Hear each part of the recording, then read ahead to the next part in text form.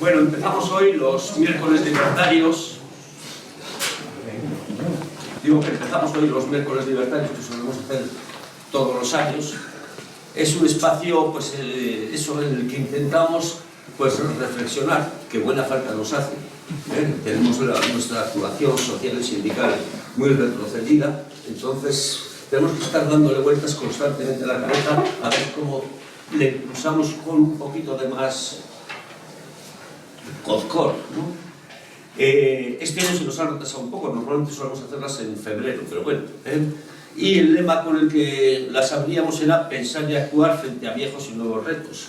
Y efectivamente es frente a viejos, porque no hemos resuelto casi ninguno, y en nuevos porque se nos van acumulando. O sea que está muy bien el título, frente a viejos y nuevos retos. Y es eso, esas ganas de no dejar, de no dejar de pensar, de no dejar de impulsar, de no... Y es eso un poco lo que nos mueve a hacerlos. Seguramente cada año las hemos hecho de un formato distinto, unas han sido más abiertas, pensando más en un público externo, estas las habíamos pensado más para hacerlas entre nosotros y para que nos sirviera para eso, para reflexionar entre nosotros. Serán 3 miércoles, los 3 miércoles consecutivos, el 10, el 17 y el 24. Hoy teníamos una mirada a la geopolítica desde el antimilitarismo. Es cierto que el mundo va cambiando, que las fuerzas que se mueven, que las oposiciones, que las formas de dominación y de opresión van cambiando radicalmente, y un poco nos interesaba saber un poco si nos podíamos situar un poco en eso, ¿no? Es un poco eso, qué es lo que está pasando en el mundo y cómo va cambiando.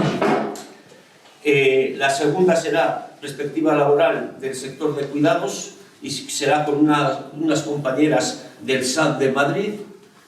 Y la tercera, la presentación de un libro sobre un periodista anarquista que fue director de la SOLI pues durante el periodo de la guerra. El título será Años de hierro, conflicto bélico y anticomunismo vistos por un periodista libertario.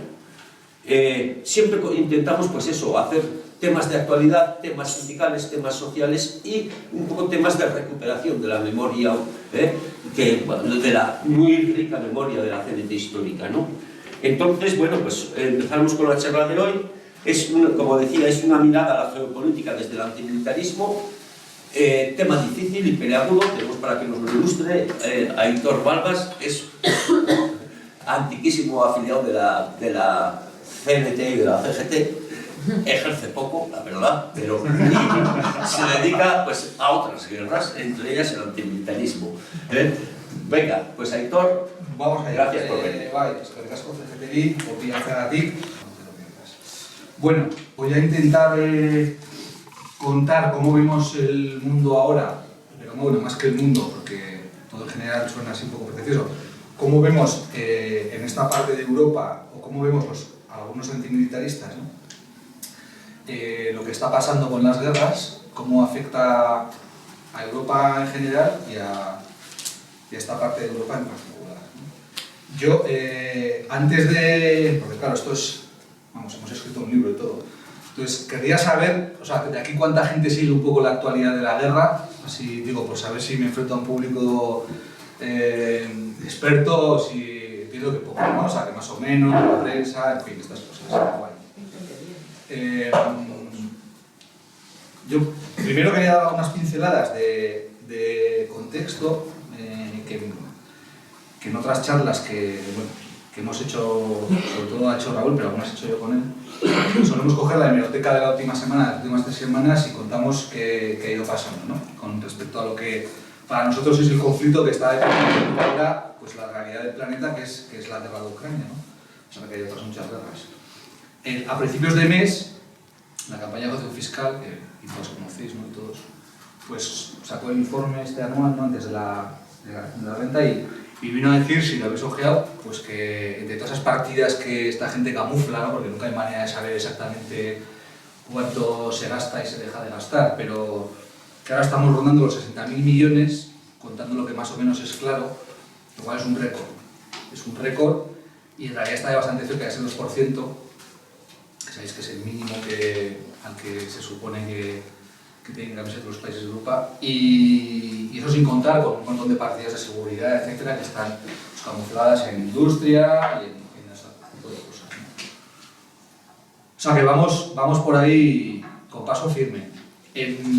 También a principios de mes, bueno, a finales de marzo, fue bastante sonada unas declaraciones de Macron que, vamos, hace 2 semanas, cuando dijo que había que empezar a pensar que Francia tenía que enviar tropas a Ucrania. Entonces, rompió un poco los consensos que hay ahora mismo en Europa sobre, digamos, políticas de defensa en torno a Ucrania y generó mucho revuelo. Él se ha más o menos desdicho, pero luego ha vuelto ha vuelto a insistir en ese asunto. De hecho, Alemania salió diciendo que, bueno, que si Francia enviaba tropas y esas tropas entraban en combate y tenían pérdidas, etcétera, etcétera, pues que Alemania no se sentiría obligada a intervenir, porque digamos que la solidaridad dentro de la alianza de la OTAN tiene que ver con repeler agresiones, etcétera, etcétera. Bueno, es decir, que ese es un poco el discurso ahora mismo de lo que viene a ser pues, la potencia, digamos, que lidera Europa junto con Alemania, una de las dos partes. Esta semana pasada, en Ucrania se va discutiendo 7-8 meses varias leyes relacionadas con el reclutamiento y por fin se ha aprobado la movilización de todos los jóvenes, 2 años más jóvenes de lo que ahora están movilizándose. Ahora están hasta 27, a partir de los 27 años y ya se ha pasado a los 25, así muy polémica, etcétera, etcétera. Se supone que con eso lo que Ucrania quiere es movilizar a otros en torno a 400.000 jóvenes. Había varias leyes, porque una es qué pasa con toda esa gente, en general de clase media, que se ha ido del país y que está en Europa, ¿no? Y que hay mucha gente joven también en edad pública, ¿no? Eso es un hecho relevante. La semana pasada, a finales, no sé si lo visteis, hubo un ataque contra el complejo nuclear de Zaporilla, que es esta central que es la más grande de Europa, que tiene 6 reactores, produce energía eléctrica para 5 o 6 millones de personas. Es la más grande de Europa y de las más grandes del planeta.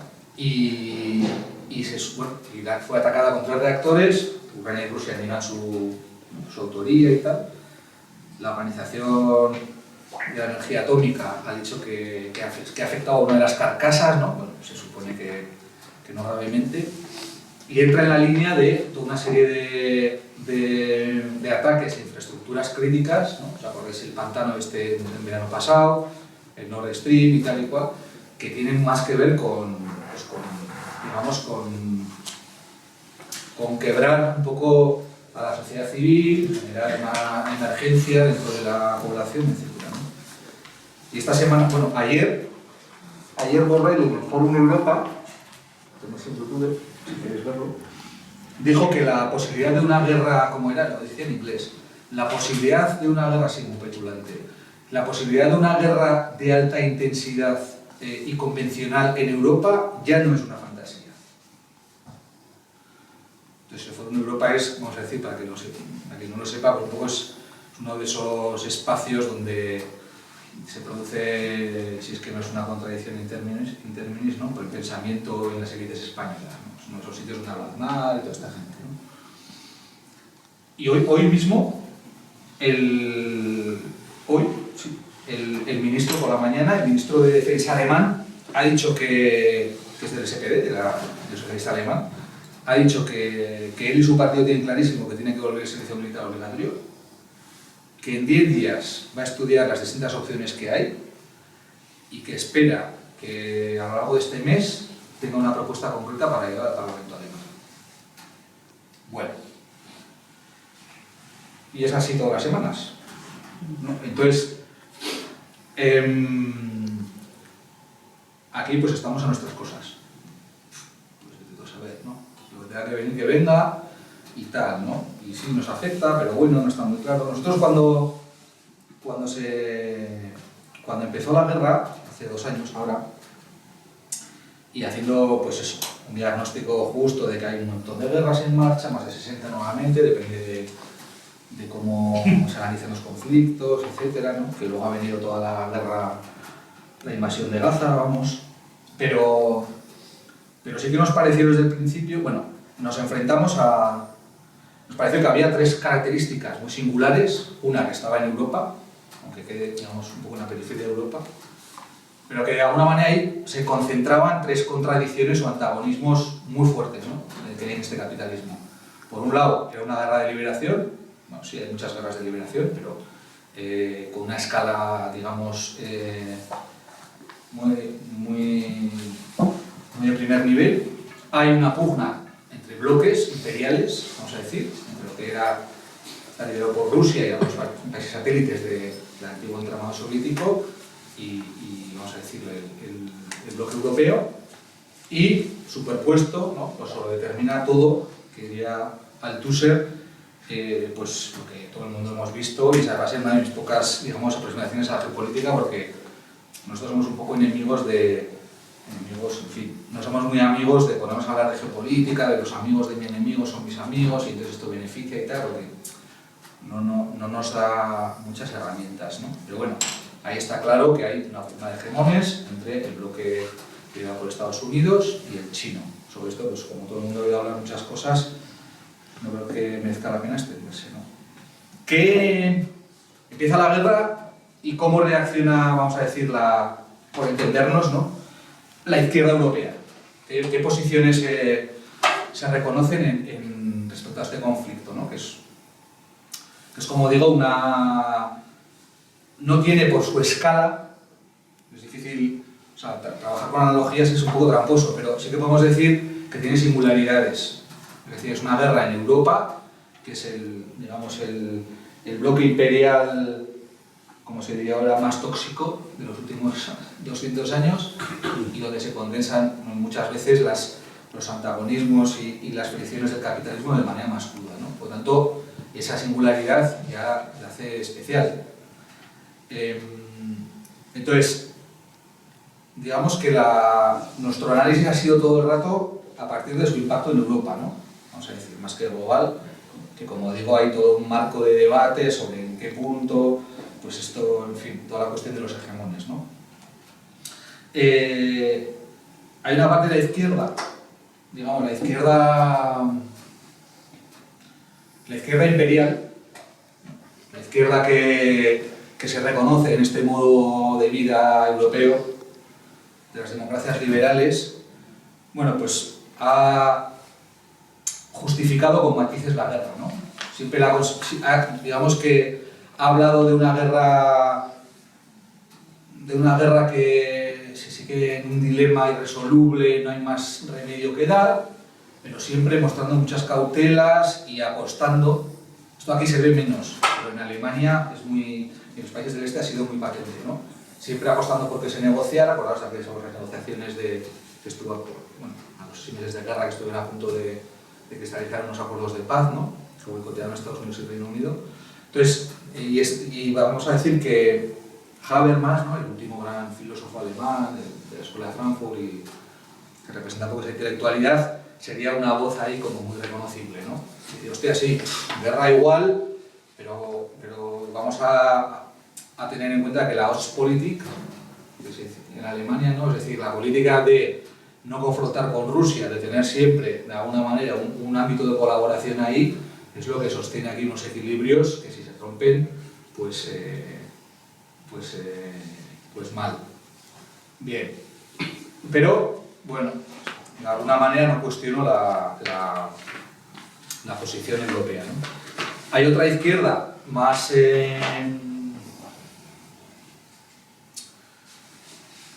belicista, que aquí ha estado bastante modulada, ¿no? Aquí la posición del PSOE, bueno, ha sido como, digamos, de otro tipo, tiene otros matices, digo aquí en el Estado español, ¿no?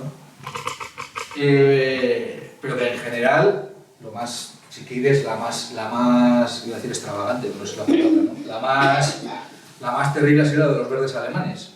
Es decir, que guerra a la que haga falta. O sea, y si hay que mandar misiles interbalísticos y llegar hasta donde haga falta, pues se llega y tal. Es una cosa bastante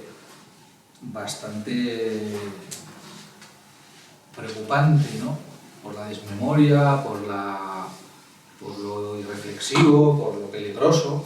Y entonces ahí sí que ha habido también bastantes, sobre todo en un anglosajón, pues bastantes intelectuales. Hablo de los intelectuales no porque me parezca menor el papel de las organizaciones, sino porque al final son quienes ponen voz a, por lo menos, ¿no?, en teoría, a las posiciones políticas de partidos y sindicatos, ¿no?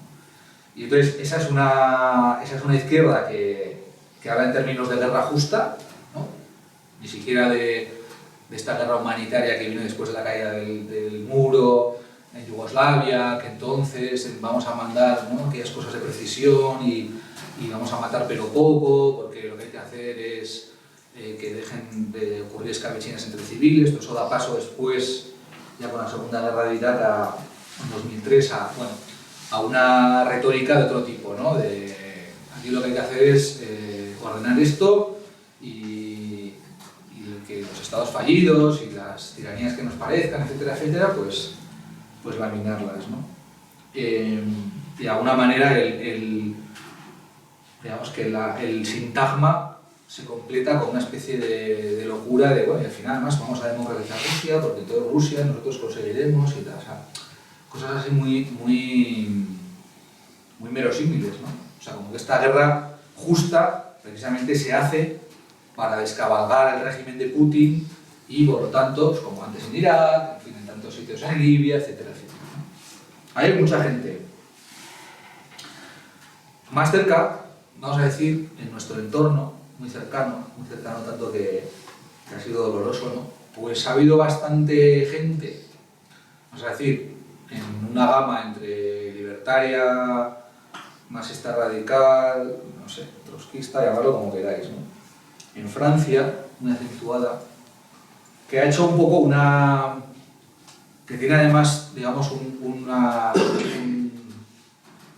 vamos a decir, una expresión en la propia Ucrania, Socialny Group y algunos grupos que han estado defendiendo que en esa guerra de liberación, cierto, el Comando Supremo de la OTAN es quien en última instancia va tomando las decisiones y estableciéndolo todo, pero que hay lugar para que se constituyan por abajo espacios pues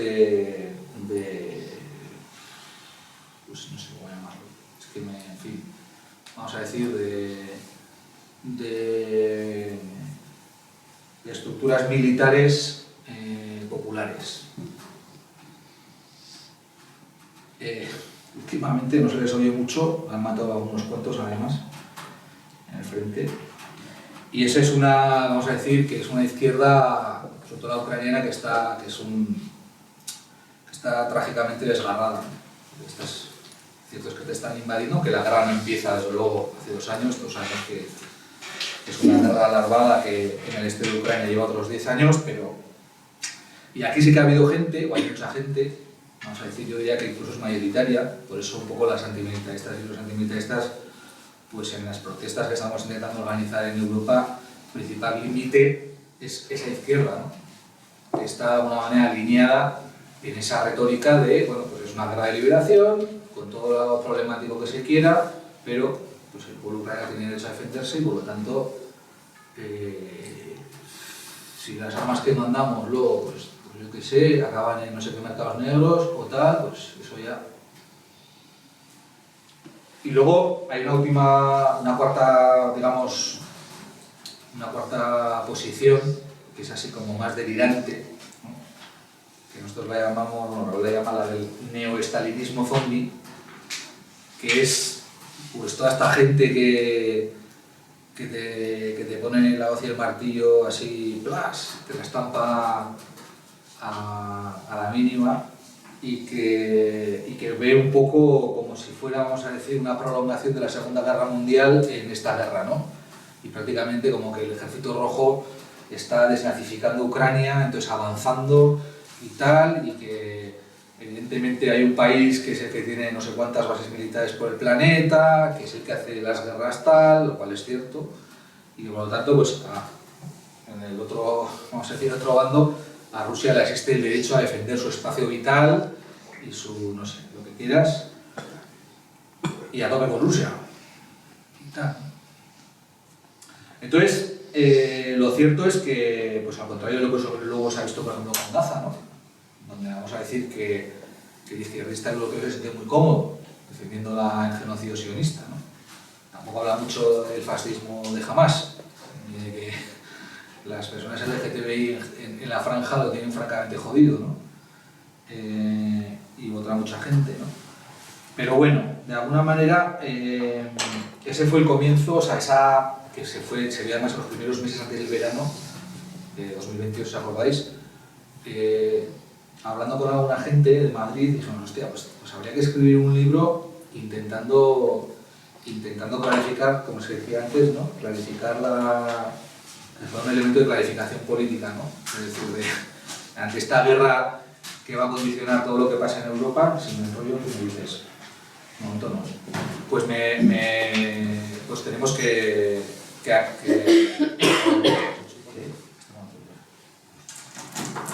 sí, vale.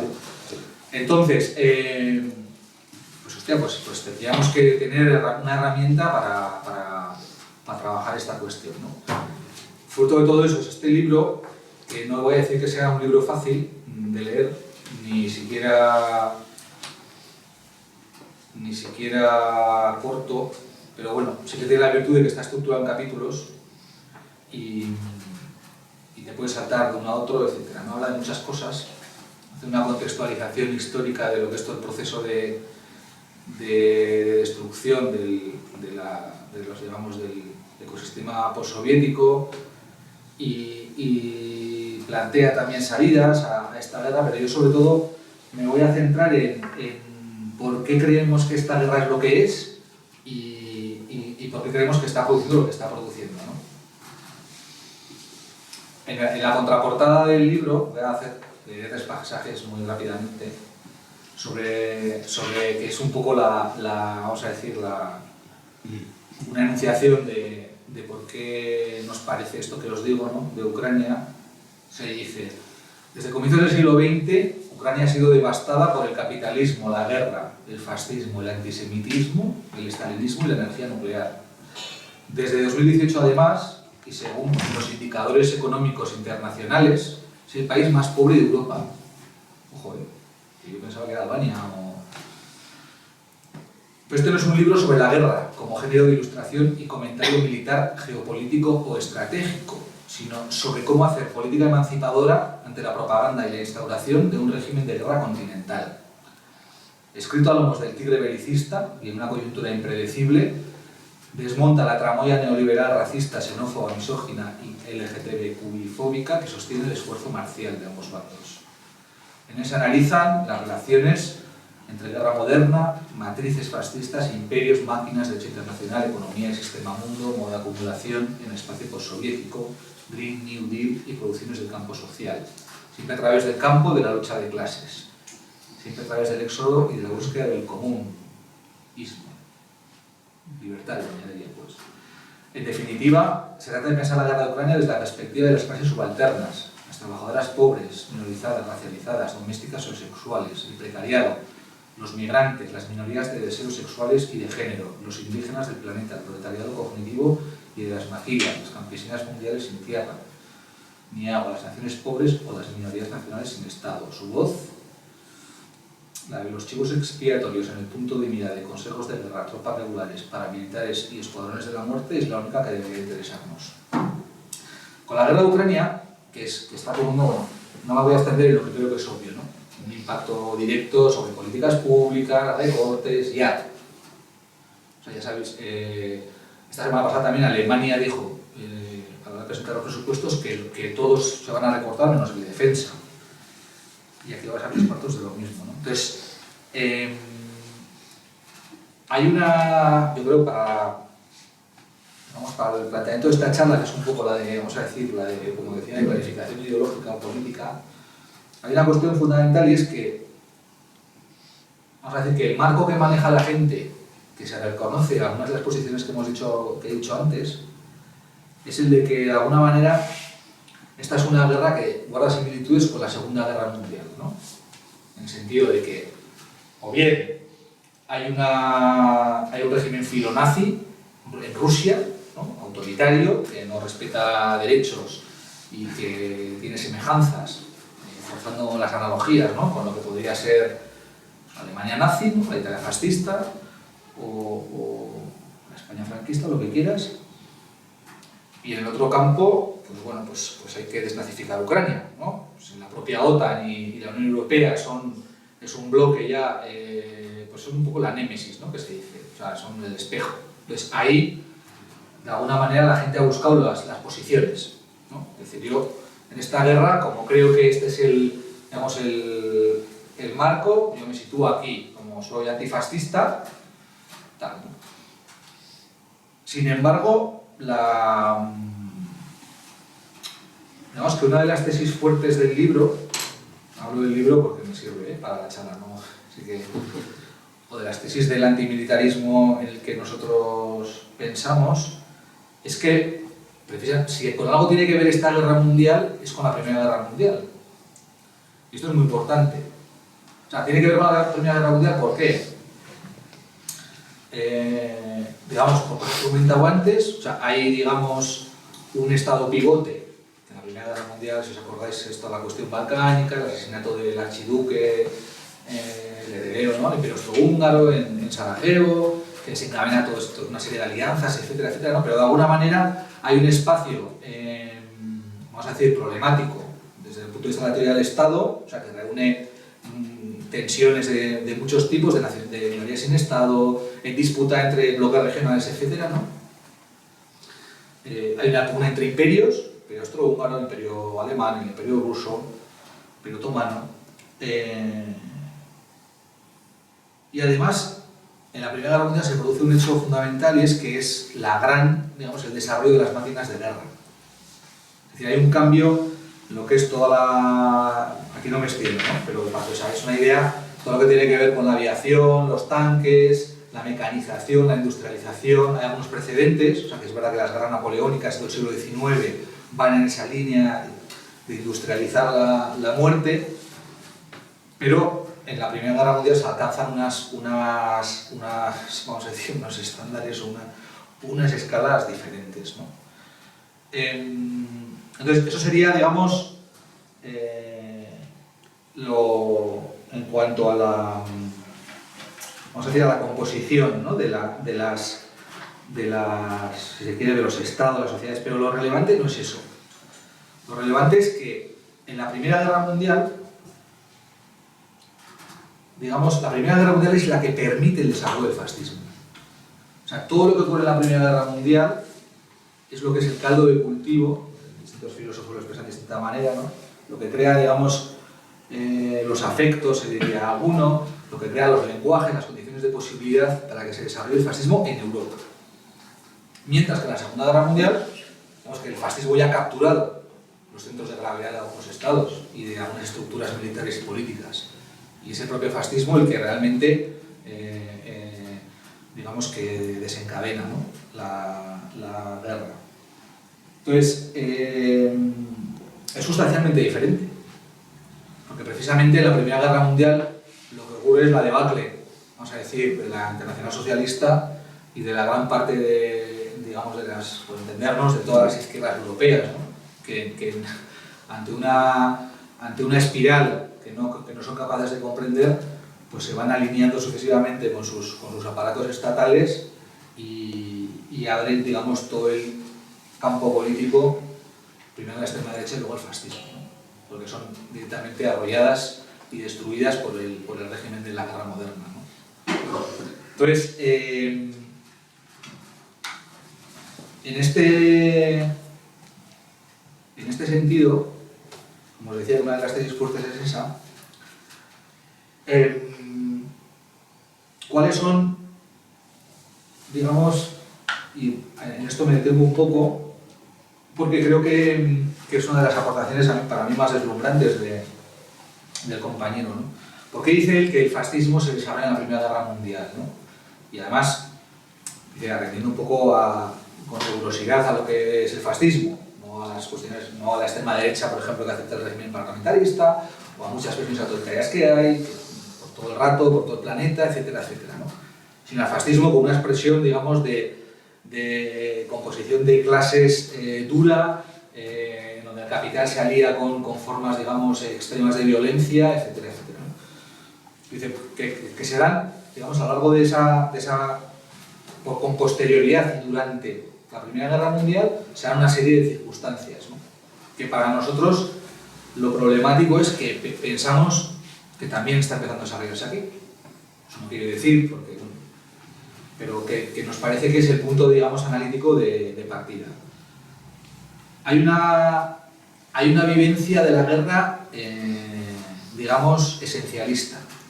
Esto es un poco Hunger, Tempestades de acero, ¿no? La guerra es el momento supremo. O sea, la guerra es donde se muestran las cosas como son. O sea, donde quiero decir, no hay pasado ni futuro, es como una cosa telúrica, ¿no? Tú te enfrentas a tu propia condición en un contexto que es... ¿no? Pues luego se abren acantilados de mármol, otro texto, o sea, en un contexto, vamos a decir, donde la vida se enfrenta, pues, a la inmensidad ¿no? de lo que le rodea, ¿no? Entonces, ahora, claro, es muy complejo, ¿no? Con la disuasión nuclear, esa retórica de la guerra, pero sí que hay, o sea, en esta campaña de vuelta al servicio militar obligatorio que se está insistentemente ya lanzando, y en cierta semántica, ¿no? Se diría, de la guerra ucraniana, ¿no?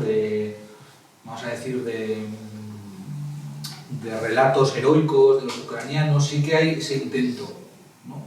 de hacer un maridaje entre la guerra de liberación y esa posición, digamos, heroica de una guerra que tiene sentido, ¿no? Y si hay que ir a Ucrania, pues a ver, no tienen que ir solo los taraos, toda esta gente que ha ido, digamos, que está mal de la cabeza, sino que lo que tiene que hacerlo entusiastamente, y entonces hay un montón de posicionamientos de las élites europeas, vamos a decir, los políticos que van por ahí. La comunidad, o sea, no me voy a extender, pero la nación, el patos de la nación la nación se convierte ahí, sí, en la unidad de destino. Es decir, que es esa... Y ahora, eso sería Europa. Ahí tiene sentido, en esa nación que protege, que da sentido y que alberga a esa comunidad que se va a enfrentar en la guerra a una experiencia extrema, esa nación ahora es Europa, y ahí cobran sentido esas palabras de Borrell, si os acordáis, de otras muchas, porque no os voy a... Aquí estamos en un jardín, afuera está la selva, vamos a ver si cuidamos el jardín, porque este es nuestro jardín, etcétera, ¿no? Que es muy supremacista, racista, pero ese es el marco, ¿no? Siempre hay una puñalada, una traición, gente desleal, gente que no es de fiar, chivos expiatorios, ¿no? Ahora ese papel lo ocupan los migrantes en general, pero todos esos cuerpos extraños, desleales vamos a decir, a la legalidad republicana, ¿no? Pensando en términos franceses, que a lo mejor no son suficientemente entusiastas, ¿no? con estas y otras cuestiones, y que por tanto no están integrados, ¿no? En el contrato social nuestro, y si son islámicos o musulmanes, pues todavía más. Hay una cuarta, digamos, eje que se consolida, que es el que en realidad determina todo, que es, digamos, la lucha de clases como, vamos a decir, como elemento antagonista que opera y que debe ser destruido. O sea, todo lo que se agrupa en torno a la lucha de clases, que ahora también se expresa, ¿no? Porque hay una especie de anticomunismo así furibundo, toda esta cosa de la derecha, de la extrema derecha, hablando vamos a decir, pues no tiene mucho sentido, ¿no? Que si esto es comunista, que si esto es socialista, o sea, pero tienen un sentido, digamos, de generar unos marcos, de situarnos a todos, o sea, estés donde estés, y que no estés, digamos, en ese contrato para la guerra, de neutralizarte, ¿no? Y hay un par de últimas cuestiones que tienen su sentido y que también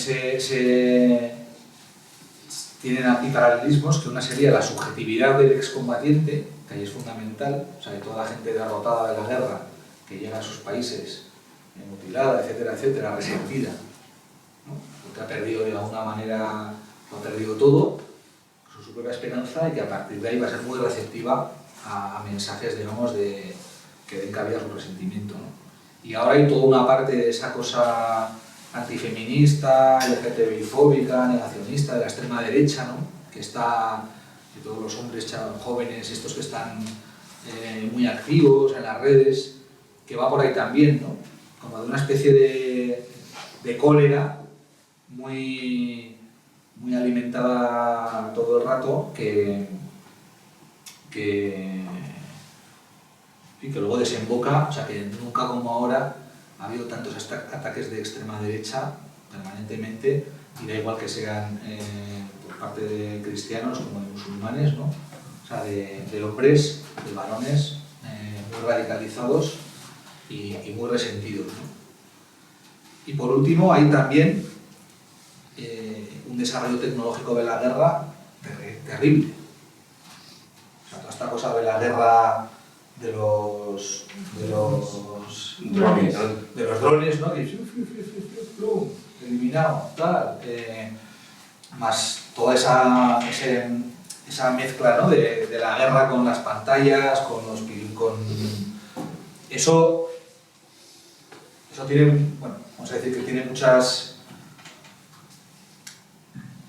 consecuencias, pero vamos a decir que sobre todo, lo que hace es que integra, vamos a decir, que integra de una manera muy virtuosa determinadas subjetividades sociales muy conectadas a las pantallas con la guerra. O sea, la fascinación por esas nuevas tecnologías de la guerra es que es inevitable, porque está directamente conectada con videojuegos y con otro tipo de cosas, ¿no? Entonces, esto no me voy a enredar mucho más. Esto, digamos que tiene dos derivadas muy fuertes, que yo creo que se están viendo ya, y las voy a comentar, y luego me voy a centrar un poco en qué creo yo, o cuáles creo yo que pueden ser algunas ideas con las que trabajar frente a todo esto, ¿no? Bueno, hay una cosa que es muy evidente, que no hace falta, pero que, en fin, que levanto acta, y es pues todo el auge de la extrema derecha en Europa, ¿no? Estas últimas elecciones de Portugal pero bueno, pues está Meloni en Italia, en Francia no, pero está en la segunda vuelta desde hace mucho tiempo. En Alemania las encuestas a Alternativa por Alemania le dan primera fuerza. No es todavía fascismo, o sea, una extrema derecha que por decirlo así, asume los marcos parlamentarios, pero tiene posiciones de alguna manera xenófobas y racistas y autoritarias muy fuertes. De alguna manera sería una gama, ¿no? O sea, entonces eso está pasando, y la impotencia vamos a decir, de las estructuras sociales, sindicales y políticas es absoluta. Es decir, que no hay ninguna capacidad de respuesta ante toda esa, que tiene que ver con otras cosas, o sea, con la crisis económica, en fin, que no voy a hacer una charla así, me voy a dedicar estrictamente a la cuestión de la guerra, pero que también tiene que ver con que en una situación de régimen de guerra, donde esta es otra de las ideas fuertes digamos, del texto, ¿no? Lo que se genera es un marco del amigo-enemigo, vamos a decir, y por lo tanto de destrucción del contrincante. Pues quien tiene, es decir, si tú no tienes una posición, es decir, si tu posición es matizada, pero apoyando a uno de los dos bandos, pero hay que hacer la guerra pero poco, pero negociando, etcétera, bueno, en fin, todas estas cuestiones, ¿no? Pues bueno, los discursos de la extrema derecha son mucho más claros y más coherentes. Es decir, hay que hacer la guerra hasta el final, por esto y por esto. Y por lo tanto, y tiene menos fisuras, etcétera. Entonces, por eso es más importante en este contexto aquí la guerra de Ucrania que ninguna otra, porque está directamente incentivando el ascenso de la extrema derecha. Una. Y Y luego hay otra parte que voy a leer un poco, en fin, está en un lenguaje un poco abstruso, pero luego, si acaso, lo traduciré, ¿no? Que tiene que ver, como os he dicho antes, con cómo está la guerra de Ucrania. Claro, si no estáis muy siguiéndolo mucho, pues es verdad que aquí, en realidad, llega un poco de la guerra de Ucrania, ¿no? Pero, según te acercas a Ucrania, y que es en donde en realidad está la parte sustancial de todo lo que es Europa, y de lo que es importante en Europa y que nos afecta más, pues hay toda una... En fin, habría mucho que contar, ¿no? Pero hay casi como hasta subgéneros de todo tipo relacionados con la guerra de Ucrania, ¿no? De memes, de los vídeos en las redes sociales, de etcétera, etcétera. Entonces, dice el texto, insisto, luego os lo pongo un poco en contexto, dice: la dimensión de la red de Internet, o igual lo voy traduciendo sobre la marcha, acelera los procesos de generación fascista.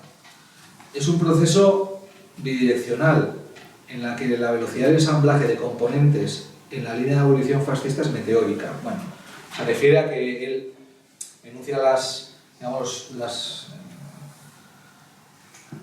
habla de que las hipótesis políticas son como enunciados con muchas variables. Entonces, de alguna manera lo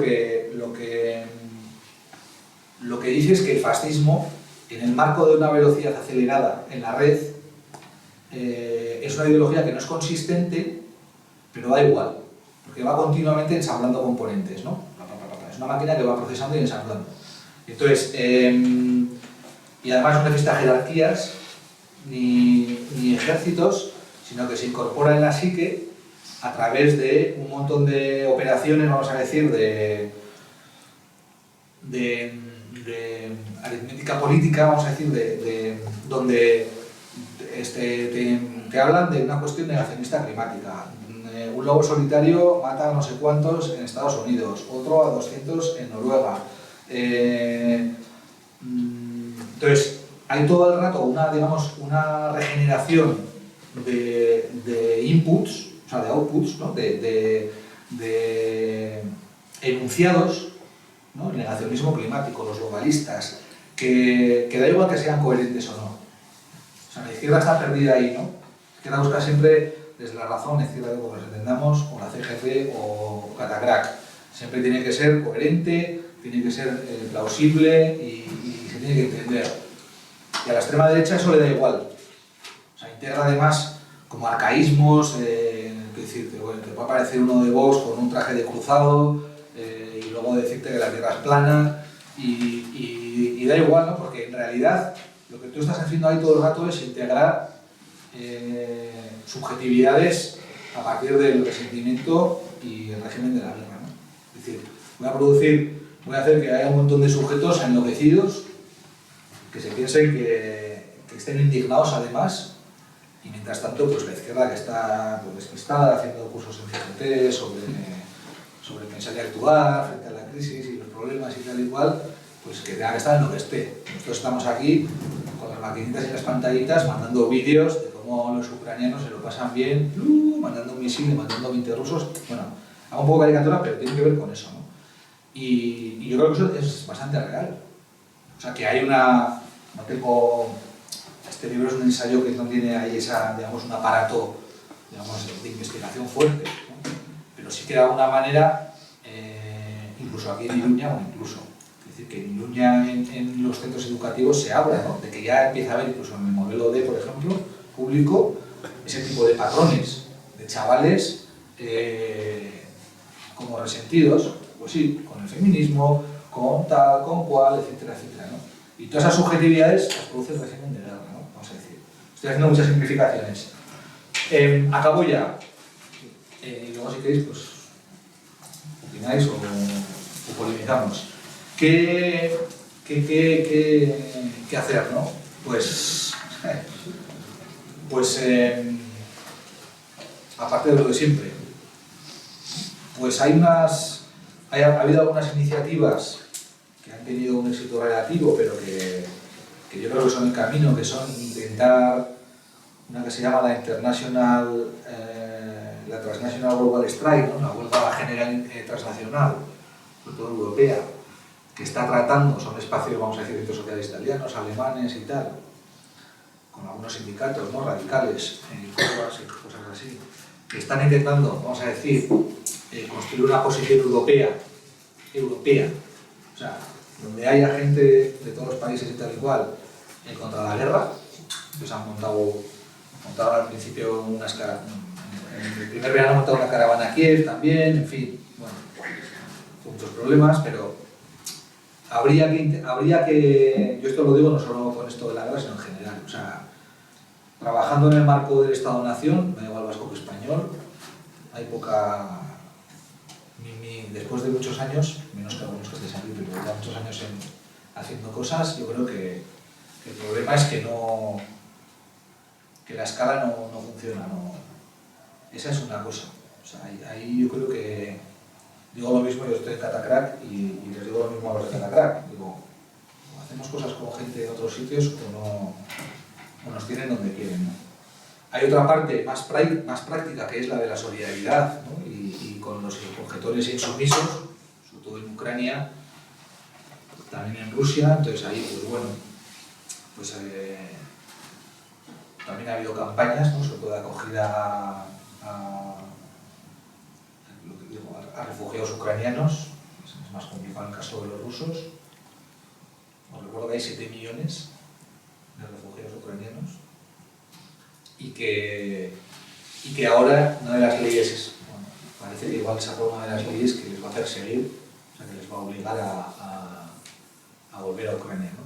Aparte de que Polonia ya ha aprobado una ley para deportarlos, entonces ahí va a haber toda una, seguramente se está gestando ahora todo eso, o sea que ante la nueva, porque Ucrania está perdiendo la guerra, o sea militarmente, entonces va a haber vamos a decir, un rearme, un refuerzo bélico y probablemente ahí pues yo creo que habrá cosas que se podrán hacer, o sea desde la denuncia intentar acoger, porque aquí también hay bastantes ucranianos, por cierto. Y luego yo creo que acabo ya con esto. Creo que tendríamos que, por hacer un guiño a cosas del pasado, o sea, a mí la sensación que me da es que hay que recuperar, digamos, hay que recuperar las hipótesis de campañas como la insumisión. Es decir, te voy a poner un poco a modo de provocación dos contraejemplos, ¿no?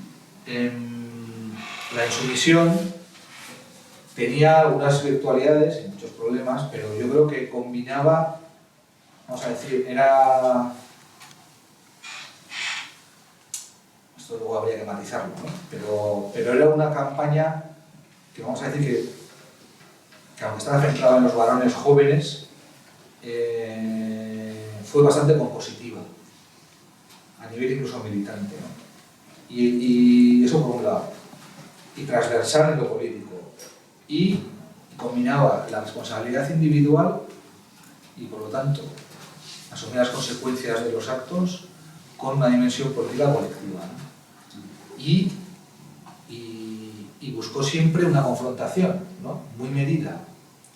Y a mí lo que me da... entonces yo creo que todo eso permitió la formación de muchos cuadros políticos.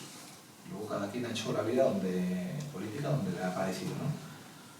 Pero para mí hay ahora una carencia muy fuerte. Es decir, no hay...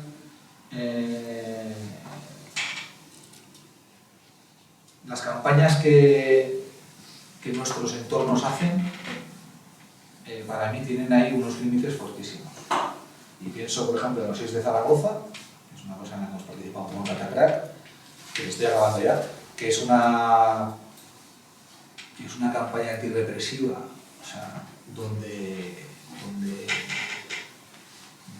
vamos a decir que todos los escenarios peores se van cumpliendo y donde tu margen político, o sea, tu margen para intervenir y para modificarla es, para mí, ninguno, pues porque no has pensado de otra manera, no quiero entrar pero voy a ir a otra cosa que para mí también tendría que ver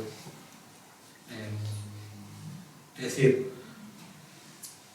no se puede seguir siendo tan conservador. Yo creo que tenemos que ser más audaces. Y acabo con esas campañas antidepresivas, donde no pongo en cuestión casi nada de lo que se ha hecho, porque yo creo que no funciona de esa manera. O por ejemplo, esto es un poco pillado por los pelos, pero para que quede como provocación, no puedes tener un pueblo al lado de un pantano y 30 años después seguir pensándolo en los mismos términos. Porque entonces significa que no estás pensándolo bien. Porque si es un sitio donde podrían vivir muchas personas y desarrollar un proyecto colectivo, el que fuera, entonces si lo piensas solamente en términos de cuáles administrativamente las posibilidades que te da esa cesión, etcétera, etcétera, pero no desde a partir de la desobediencia, cómo podrías ir ensanchando las posibilidades de ese proyecto, etcétera, etcétera, pues pasan las décadas y estás en el mismo sitio. Entonces, vamos, como la guerra parece que cada vez está más cerca, lo cual no quiere decir que nos vaya a tocar, pero, en fin, yo creo que tenemos oportunidad de seguir dándole vueltas. Yo entiendo que todo es importante. Lo que pasa que en la guerra de Ucrania no está muy claro, pero parece que han muerto, reconocido por la ONU y por Estados Unidos, 300.000 personas, 300.000. Se habla de entre 6 y 8 millones de refugiados, es decir, no tiene... Ahora va a haber otra ofensiva militar fuerte y no tiene, aunque aquí nos estemos sacando pelusas del ombligo, nos queda ahí muy lejos y tal, en realidad no tiene comparación con casi nada de lo que ha pasado en las últimas décadas en Europa. Yo sí que creo que es una responsabilidad, la verdad, ponernos al asunto. Gracias, Héctor. Gracias por venir.